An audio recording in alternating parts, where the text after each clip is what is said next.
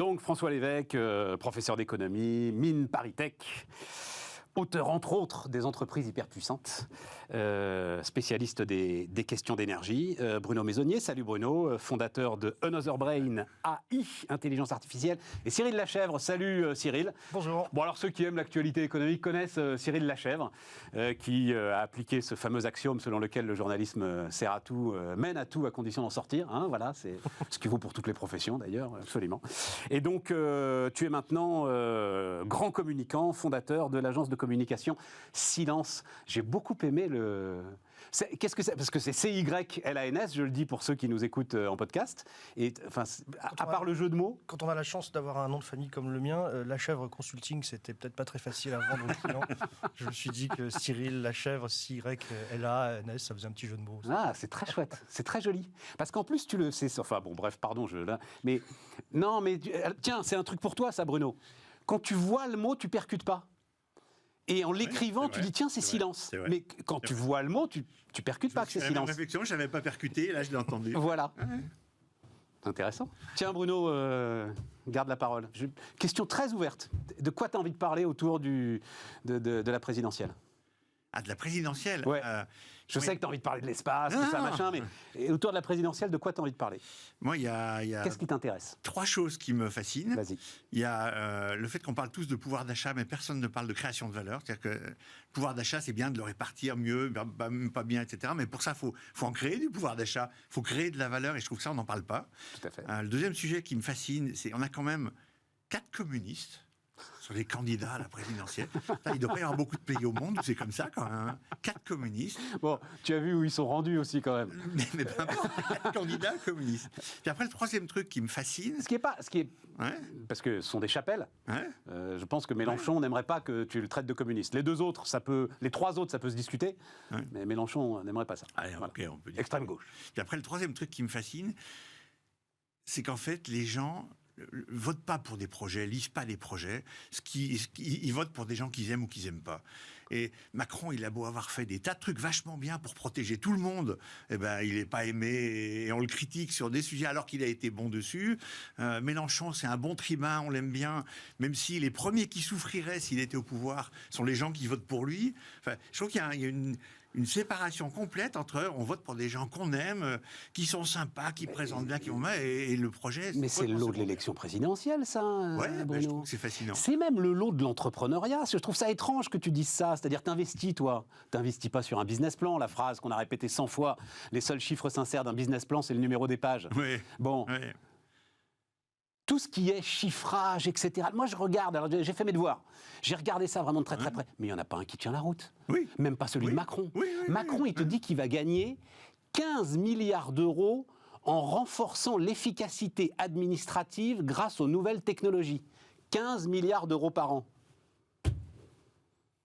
Est-ce que c'est plus pardon d'employer le terme, du foutage de gueule que Marine Le Pen qui te dit qu'elle va gagner 15 milliards en retirant aux étrangers les allocations auxquelles ils n'auront pas droit parce qu'elle veut les réserver aux Français? Non mais tu vois, je pense que là il y a quand même une différence. Vas-y, François. Je pense qu'Emmanuel Macron n'est pas complètement stratosphérique ou nébuleux dans ses promesses. C'est-à-dire qu'effectivement là il est en train, parce qu'il y a une élection sans doute de promettre plus que lui-même aurait souhaité promettre. Mais il y a un gouffre entre les promesses économiques de Marine Le Pen et les promesses économiques d'Emmanuel Macron. C'est-à-dire que, moi, je ne suis pas du tout d'accord avec ça. Je te laisse finir, mais je ne suis pas du tout d'accord. Non. Écoute, tu as fait tes devoirs, François, tu n'as pas fait tes devoirs. Si tu prends les baisses de TVA, comment va être financée la baisse de TVA? Si tu prends les autres parties du programme qui reviennent à un isolement de la France dans l'Europe, ça va coûter combien à l'Europe? Enfin, voilà. Comment tu finances les 40 milliards du bouclier énergie actuel là? 40 milliarars. Ils sortent d'où? Il n'y a pas un gouffre, François. Non, mais alors, le fait qu'il sorte d'où, pour suivre l'appréciation de Bruno, ce qui est intéressant, c'est que les gens pensent que l'argent ne vient pas des impôts. C'est-à-dire que quand il y a des subventions sur l'énergie, c'est clair, le bouclier, voilà. Donc les consommateurs d'énergie vont avoir leur prix de l'électricité moins cher que s'il n'y avait pas eu cette protection. Mais qui va payer la protection et la subvention ? Ce sont ceux qui payent des impôts ou les générations futures à travers la dette.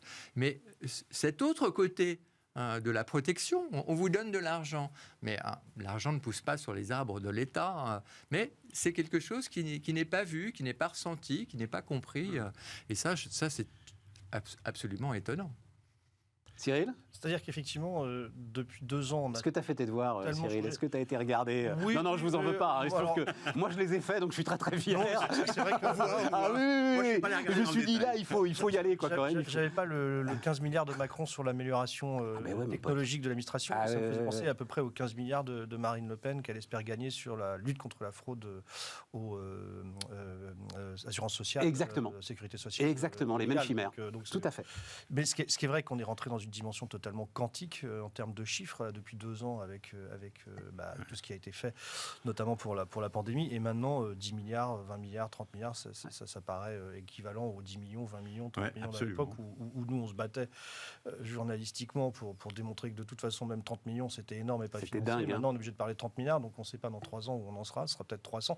C'est vrai que c'est vertigineux et c'est complètement effrayant. Alors pour le coup, je faisais mes devoirs en venant, parce que j'étais un peu rouillé. Moi, je me rappelle quand j'avais suivi le rapport Pébro en 2005, donc c'était il n'y a pas si longtemps que ça, où on était effondré à l'idée que le déficit pourrait de l'État atteindre un jour, pas le déficit, la dette, atteindre les 2000 milliards, parce qu'on rajoutait aux 1100 milliards, c'est ça. 900 milliards d'engagements hors bilan, maintenant 2800 milliards au total des administrations publiques, donc plus de 2100 pour l'État. Sans les engagements hors bilan. Exactement. Voilà. C'est vrai qu'on a l'impression de revenir d'une planète... Le rapport Pébro, effectivement, le rapport Pébro, en fait, déjà, il franchissait les 1000 milliards. Oui. Et déjà, ça avait été un choc. Et il disait, et attendez, il y en a le double hors bilan. Et maintenant, effectivement, on est à 2800 milliards. Et, on est sous anesthésie. Après, Cyril, on est à 2800 milliards qui nous coûtent 2 fois moins cher Bien sûr. que ne nous coûtait la dette de 1000 milliards. Ça, c'est quand même quelque chose... Enfin, quand on emprunte, l'important, c'est nos capacités de remboursement. Bien sûr. C'est pas le montant de l'emprunt. Le montant de l'emprunt, c'est de la numérologie. 100% de dette sur PIB, 120% de dette pure PIB. On n'en sait rien, personne n'en sait rien. Voilà. Ce qui est important, c'est combien tu dois sortir chaque mois pour payer la banque. On va le dire comme ça. On se met en dépendance de Toba, là. Le jour où ça va changer, on va se dire, tiens, si on avait pensé à l'indépendance stratégique, l'indépendance financière... Non, parce que l'indépendance de Toba, c'est toi quand même. C'est la Banque Centrale Européenne, c'est pas Poutine.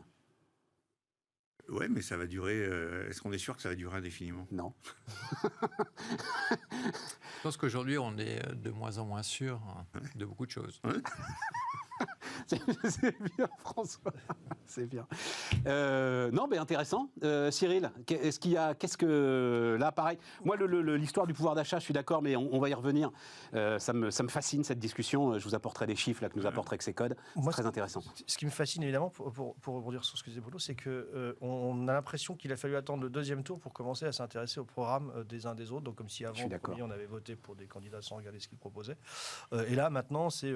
D'ailleurs, le candidat eux-mêmes le disent, c'est programme contre programme, et enfin, seulement depuis 24 heures. Ouais. Donc, forcément, il aurait peut-être fallu un peu regarder avant. C'est pas la faute, nous, on s'en fout des médias et autres. C'est juste qu'en fait... Non, mais on l'a pas fait. Enfin, je dois avouer, on l'a fait de loin, quoi. Voilà. Juste que le programme n'intéresse pas. Et effectivement, le revirement d'Emmanuel Macron hier sur les retraites est complètement incroyable. C'est-à-dire de retomber de 65 à 64. On en vient à se demander s'il avait été contre un candidat de droite, il aurait dit quoi ? Il aurait dit s'il avait fallu qu'il récupère des voix à droite, il aurait dit quoi ? 67 ans contre un candidat de gauche. Enfin, c'est quand même assez incroyable. Donc tu vois, François, quand tu dis il y a un gouffre... Vas-y, Bruno. Moi, ma lecture, sur les 64 je me demande si ça n'a pas été fait tactiquement. Parce que de toute façon, il fallait qu'il lâche... De toute façon, il savait qu'il aurait lâché quelque chose. Non, attends. Oui. De toute façon, il aurait lâché quelque chose. Non. De toute façon, il aurait lâché quelque chose pour trouver plus de voix et il savait à peu près à combien il serait. Cette phrase qu'on prête à beaucoup de responsables politiques, moi, c'est Alain Madelin, la première fois qu'il me l'a dit, entre le machiavélisme et la connerie en politique, choisissez quand même souvent la connerie.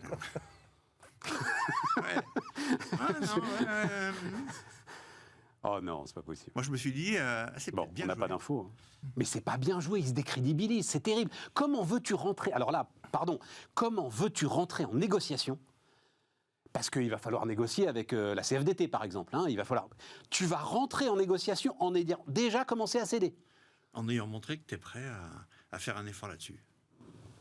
Enfin, de toute façon, il y a deux mondes différents. Il y a le monde des promesses pour remporter un mandat, hein, et puis il y a le monde de ce que tu fais après. Alors, je trouve que la chance, si Emmanuel Macron est réélu, la chance, c'est qu'il ne va pas être obligé d'appliquer ses promesses. Parce qu'il y a une espèce de tyrannie aujourd'hui, depuis Jacques Chirac, hein, mais même déjà avec Mitterrand et ses 101 propositions, il y a une tyrannie des promesses électorales. C'est-à-dire qu'auparavant, on faisait les promesses pour l'emporter et elles n'étaient pas respectées. Non, mais c'est très sérieux ce que je dis, elles n'étaient pas respectées. Et mieux vaut... Et pourquoi une tyrannie des promesses électorales ? Parce que quand vous faites des promesses électorales, c'est pour être élu. Et donc, vous allez dans un certain sens de l'opinion publique. Et d'autre part, la plupart des promesses sont faites en 2 semaines, sur des coins de table, à toute allure, sans expertise pour savoir si la promesse est tenable, etc. Et il faut en faire de plus en plus parce qu'il faut segmenter les électeurs. Et donc, vous vous retrouvez avec une centaine de promesses dont la plupart ne tiennent pas la route, et celles qui tiennent la route, éventuellement le monde de la technologie a changé, et le monde macroéconomique a changé, et la géopolitique a changé. Et donc, mais par contre, vous avez des gens, vous avez dit ça, vous avez promis ça, alors vous êtes obligé de le faire. Donc, du point de vue de l'intérêt général, il y a vraiment un problème de tyrannie des promesses électorales. Fessenheim est sans doute un très bon exemple. Voilà, et l'avantage d'Emmanuel Macron, c'est qu'il va faire que 2 mandats. Donc, il va devoir faire très gaffe s'il est réélu, parce que je ne suis pas sûr qu'il soit réélu du tout, il va falloir très gaffe à ce qu'il n'y ait pas trop de gens dans la rue, etc. Ça va être son problème. Mais ça ne va pas être un problème de réélection. Et donc, il va avoir les mains quand même beaucoup plus libres. François, tu es unique. Non, mais c'est intéressant. Hein. Mais la tyrannie de la promesse électorale, ça, il faut... Et tu penses en toute conscience que c'est une aberration qu'on cherche à respecter la promesse. Absolument. Dans beaucoup de cas, il vaut mieux que les promesses électorales ne soient pas respectées. N'engage que ceux qui les écoutent, vraiment. Oui, mais parce que, tu sais, ou vous savez comme moi, comment elles sont élaborées, ces promesses. Donc, et d'autre part, le monde change à une allure absolument incroyable. Ça qui me fascine le plus. Et donc, la promesse a autant été. Il y en a qui étaient complètement idiote déjà, et contre l'intérêt général, c'est ça que j'entends par idiot. Et puis, il y en a d'autres qui n'étaient pas idiotes, du point de vue de l'intérêt général, mais elles deviennent idiotes ex post parce que le monde a changé. Voilà. Moi, c'est un truc qui m'a marqué, qui va à l'encontre de ce que je disais tout à l'heure sur on s'en fout des programmes, on regarde pas les programmes et c'est pas bien. C'est qu'en fait, sur les derniers quinquennats, il y a eu de tels coups de Trafalgar externes, macroéconomiques, qui fait que de toute façon, c'est secondaire tenir le programme qui a été fait, parce qu'il y a eu d'autres choses qui sont... Et j'ai l'impression que le monde va de plus en plus vite et qu'il y en aura de plus en plus. Donc en fait, c'est plus important de savoir ce que la personne pour qui on vote a dans les tripes, ce qu'on en perçoit. Bon c'est pour ça que je suis ravi, au moins notre débat sert quelque chose. Si on appliquait un peu une comparaison à l'entrepreneur que tu es, c'est vrai que... Ce qu'on peut regretter d'année en année dans ces élections, c'est qu'on a des promesses, mais on n'a toujours pas de méthode. On n'a toujours pas d'explication de méthode. Et peut-être finalement, c'est ça qui nous manque. Quels que soient après les aléas conjoncturels, les crises qui arrivent, évidemment que rien n'est prévisible pendant les 5 prochaines années, mais on n'a aucune méthode. Et plus les années passent, moins on en a. C'est même plus l'espèce d'ancienne un fonctionnaire sur 2 que je ne remplacerai pas de Nicolas Sarkozy, qui au moins a essayé de dessiner une méthode aussi mathématiquement aberrante qu'elle pouvait être pour réformer la fonction publique. Pour le coup, éventuellement, moi, ce qui m'intéresse plus que les 15 milliards de gains espérés de réforme de l'État par l'administration électronique, peut-être qu'effectivement, ça peut être une méthode à appliquer au sens large, que sais-je, mais on n'a même pas le bout début. C'est le chiffrage qui fait rire. Voilà, exactement. Qui disent, on va essayer d'aller gagner quelque chose, mais c'est le chiffrage. Mais qui se réfugie derrière une méthode de gouvernement, une méthode de management des administrations, une méthode évidemment qui permettrait de redonner un peu... Une méthode, mais ce que dit François me fait furieusement penser au contrat de coalition allemand. On a vanté la méthode de gouvernement allemand, on rédige un contrat de coalition, on y passe des semaines, et après on s'y tient. Et voilà le résultat, quoi. Ouais. Méthode ne veut pas dire consensus. Hein. Oui. Non, mais ça veut dire... et ça donne parfaitement raison à François. C'est-à-dire, oui, on applique mordicus, le contrat. Oui. Jusqu'au bout. Jusqu'à, là, on a 3 centrales à fermer, on va les fermer. contre l'évidence, quoi, enfin, absolue. Même s'il y a débat, savoir s'ils pourraient les garder pas, Orano dit oui, les Allemands, enfin bon, bref, peu importe. Mais contre l'évidence, non, c'est intéressant. François, quelque chose d'autre qui t'intéresse dans l'aspect le pouvoir d'achat? Ouais, le pouvoir d'achat, c'est que on a vraiment deux visions complètement opposées sur le pouvoir d'achat. Il y a la vision pouvoir d'achat factuelle, objective, sur laquelle travaille l'INSEE depuis 40 ans.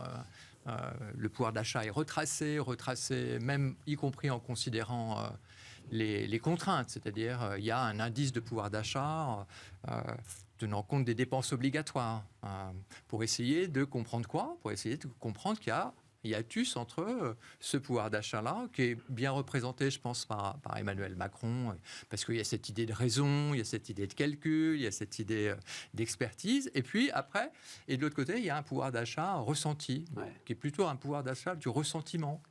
Et là, c'est un autre monde. C'est un autre monde, on ne regarde pas... C'est celui de, ben voilà, je voudrais avoir plus, je n'ai pas assez. Et au lieu de se dire, par exemple, de façon très factuelle, dans le premier monde, normalement, on devrait se dire, il y a un problème sur le logement. C'est-à-dire que le problème de pouvoir d'achat en France, c'est le problème du logement. Voilà.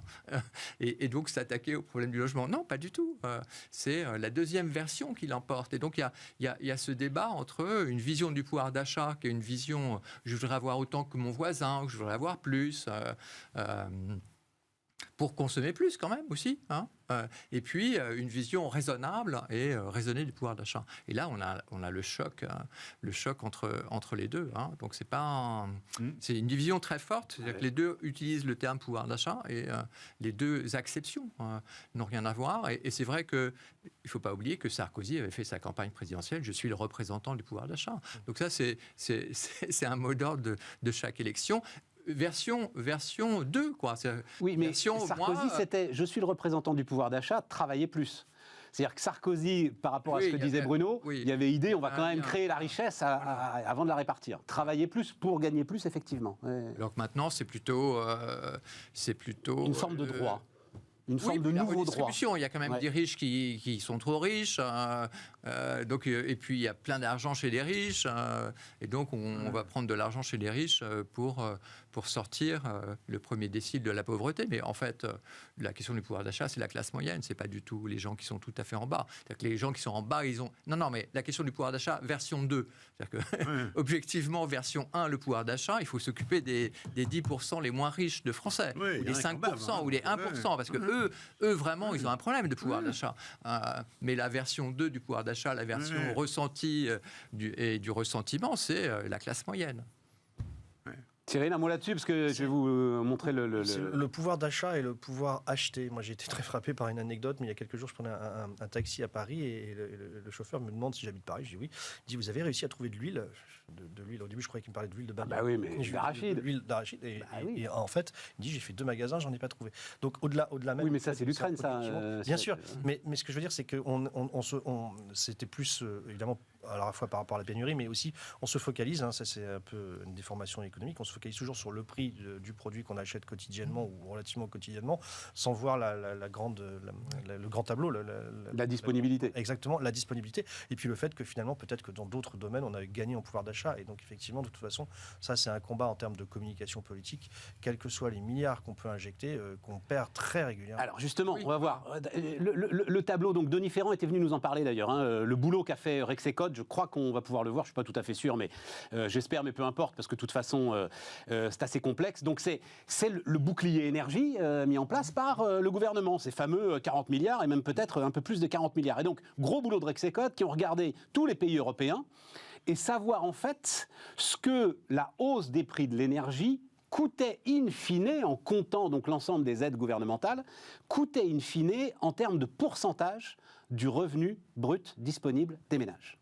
Et donc c'est 2% en ce qui concerne donc de hausse en ce qui concerne la France. Les Hollandais en sont à 7,3%. Les Italiens à 3,5, les Espagnols 3,6, les Belges 4,4, les Allemands 3, et la moyenne de la zone euro, c'est 3,2. Trump, il avait fait des chèques. C'est-à-dire que ce bouclier d'énergie, finalement, il est passé par pertes et profits. Tout le monde l'a oublié. Vous ne croyez pas On a bloqué les prix du gaz, on a limité la hausse des prix du gaz, on a limité la hausse des prix de l'électricité. Mais tu dis il est passé par pertes et profits. Personne ne se rend compte. D'image, en termes d'opinion. Oui. Oui, je suis d'accord. Oui.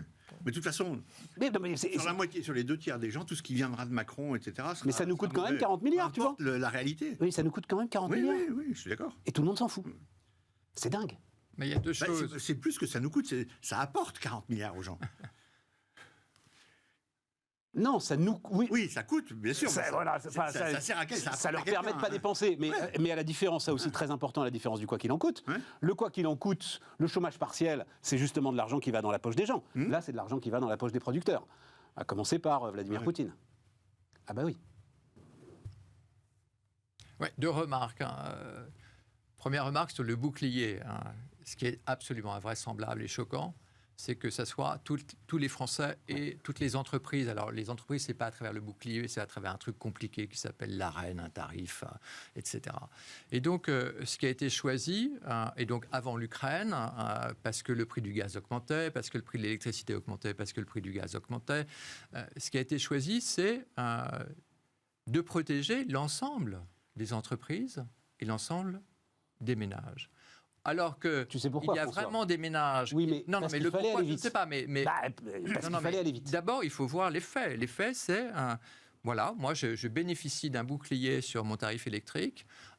J'ai une résidence secondaire. Je fais partie des gens qui ont de la chance d'avoir des revenus élevés. J'aurais absolument pu absorber le choc d'un prix de l'électricité plus élevé, mais non, je bénéficie de cette protection. Les entreprises, voilà, il y a des entreprises qui ont absolument besoin d'un prix de l'énergie très bas parce qu'elles sont exposées au marché international et parce qu'elles sont des grandes consommatrices d'énergie. Eh bien, l'entreprise qui, elle, n'est pas exposée au marché international et qui n'est pas un grand consommateur d'énergie, eh bien, elle bénéficie de cette mesure en faveur des entreprises à travers une augmentation de l'AREN. Voilà. Donc c'est vraiment, là, c'est une critique, j'allais dire, c'est inadmissible de faire ce genre de mesures. Il faut, pour les ménages, il faut protéger les ménages précaires d'un point de vue énergétique, et c'est eux qui ne peuvent pas absorber le choc. Et les entreprises, il faut protéger les entreprises qui sont exposées à la concurrence internationale à cause du prix de l'énergie. Voilà. Et là, on a fait une mesure uniforme. Et tu crois quoi, Cyril? C'est parce que l'explication, Jean Castex l'a dit 10 fois, c'est parce qu'il fallait aller vite, c'est trop compliqué, mettre un système différencié. Il l'a répété ce matin d'ailleurs. Bien sûr, on va y venir. Ça nous embête beaucoup que que le bouclier essence serve au plein des Porsche comme au plein des ZX.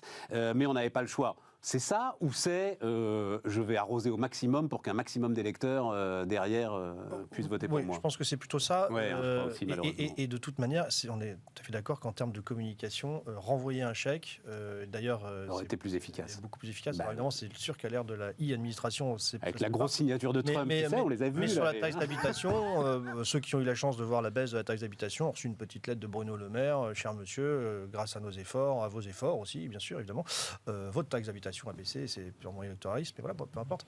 Mais voilà, donc c'est sûr qu'il aurait fallu donner une petite communication, et le chèque, voilà, on est dans la communication de base et puis très ancestrale, hein, malheureusement. Et ça marque plus les gens que de voir que leur facture diminue. Ils s'en rendent pas compte. Ouais, voilà, de toute façon, on est dans un univers, et même on parlait tout à l'heure des taux d'intérêt bas, on est dans un univers où il n'y a plus aucune notion, l'offre, de demande, de prix, de juste équilibre. Les gens n'ont aucune notion de quel que soit le sujet, de ce que valent vraiment les choses.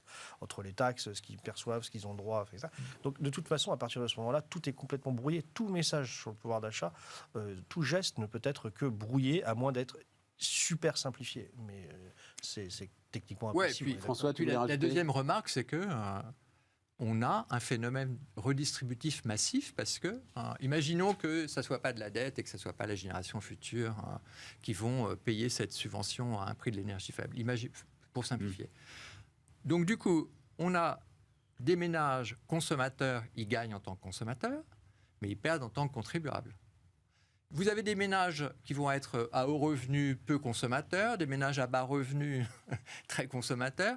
Vous avez personne ne sait de façon même grossière comment la redistribution joue. Mais là, il y a une redistribution massive. On est sur 40 milliards. Alors, les consommateurs gagnent, oui, d'accord, mais ils vont perdre comme contribuables. Et donc là, dans Rexecode, je pense que sur le revenu disponible, c'est le revenu disponible sans compter combien coûte cette subvention pour l'année prochaine. Ah oui, ils ont payé l'année prochaine. Ouais. Oui, mais du coup, je veux dire, cette subvention, elle est payée par des contribuables. Mais voilà, donc oui, c'est pour l'instant.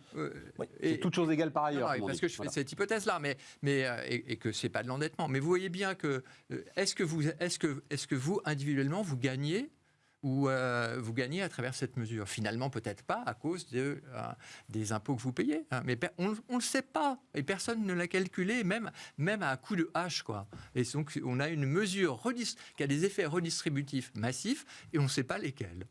Cyril, un mot, puis on marque une pause. Dans toutes les mesures europééennes qui ont été prises, il y en a une que j'aime beaucoup en Allemagne. Alors, ils ont fait aussi un chèque sur les impôts, sur l'impôt sur le revenu, mais ils ont baissé drastiquement le prix des transports publics. 9 € par... Bon, alors c'est vrai que ça, pour les gens qui sont obligés de prendre leur voiture en province, c'est pas simple. Mais moi, je trouve que là, symboliquement, de baisser spontanément le prix des transports publics, c'est d'abord un geste, parce que quand on baisse le prix de l'énergie, enfin du moins les taxes, c'est pas effectivement un peu contradictoire avec la baisse des CO2, etc. Je trouve que ça, en tout cas, ça marque déjà, à mon avis, plus psychologiquement que d'avoir un chèque où on voit le prix à la pompe qui baisse de 10 centimes. Mais là, on est dans la com pure, pas dans l'efficacité économique. On marque une pause et on parle de l'Ukraine et puis de l'espace.